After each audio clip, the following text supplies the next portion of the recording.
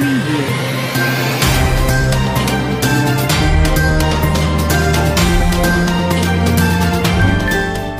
à tous et bienvenue une fois de plus sur votre chaîne d'actualité. Aujourd'hui, nous allons faire un tour du côté de la Côte d'Ivoire pour vous présenter une nouvelle très fracassantes. Mais avant d'entrer dans le vif du sujet, veuillez vous abonner si cela n'est pas encore fait et activer vos cloches de notification pour ne rien manquer des vidéos à venir. Côte d'Ivoire, Guillaume Soro prépare son retour après 4 ans d'exil. L'ancien chef rebelle et ex-premier ministre a su que le temps est venu d'annoncer un dégel avec le président Ouattara. L'enfant terrible de la politique ivoirienne pourrait bientôt revenir à Abidjan. Parti en exil en 2019 après s'être brouillé avec son ancien allié, le président Alassane Ouattara, l'ancien chef rebelle Guillaume Soro multiplie les signaux en ce sens.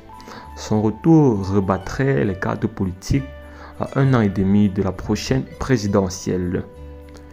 C'est la révélation de 2 appels téléphoniques passés fin mars entre Alassane Ouattara et son premier ministre qui ont rendu l'arrivée à Abidjan de Guillaume Soro possible. Dans un bref communiqué publié le 4 avril sur les réseaux sociaux, ce dernier indiquait avoir téléphoné au chef de l'État pour saluer le début de la décrispation politique en Côte d'Ivoire. Ces échanges, selon lui, avaient été marqués par la cordialité. Ce n'est pas un poisson d'avril, a-t-il ensuite assuré dans un message sur le réseau social X. La prochaine fois que l'on se parlera, ça sera en Côte d'Ivoire. L'élection présidentielle de 2025 n'est plus loin. Il faut s'activer. Les appels ont été confirmés au monde par les autorités ivoiriennes. Un chef d'État qui est ami des 2 hommes a convaincu autant pour moi Guillaume Soro de passer un coup de fil à Alassane Ouattara pour le remercier d'avoir étendu la mesure de grâce présidentielle à certains de ses proches compagnons.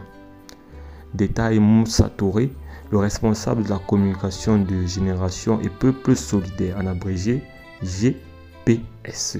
Selon lui, Guillaume Soro aurait jugé que le temps était venu d'annoncer un dégel.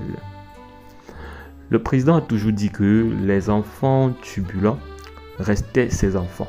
Guillaume Soro est le plus turbulent d'entre eux, mais il est l'un des nôtres, estime un des cadres du gouvernement.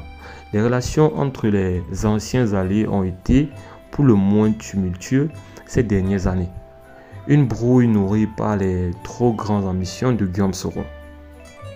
L'ancien chef de la rébellion qui a permis à Alassane Ouattara de gagner le pouvoir face à Laurent Gbagbo revendiquait une place de dauphin pour les services rendus et sa désignation au nom du parti au pouvoir pour la présidentielle de 2020.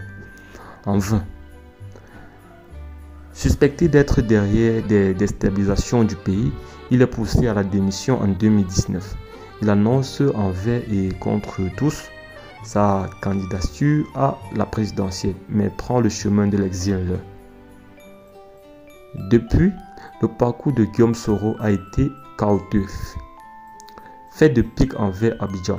Installé à Paris de 2019 à la fin de l'année 2020, il avait été jugé indésirable par l'Élysée à la suite d'un appel au coup d'État après la réélection d'Alassane Ouattara à un 3e mandat en novembre 2020.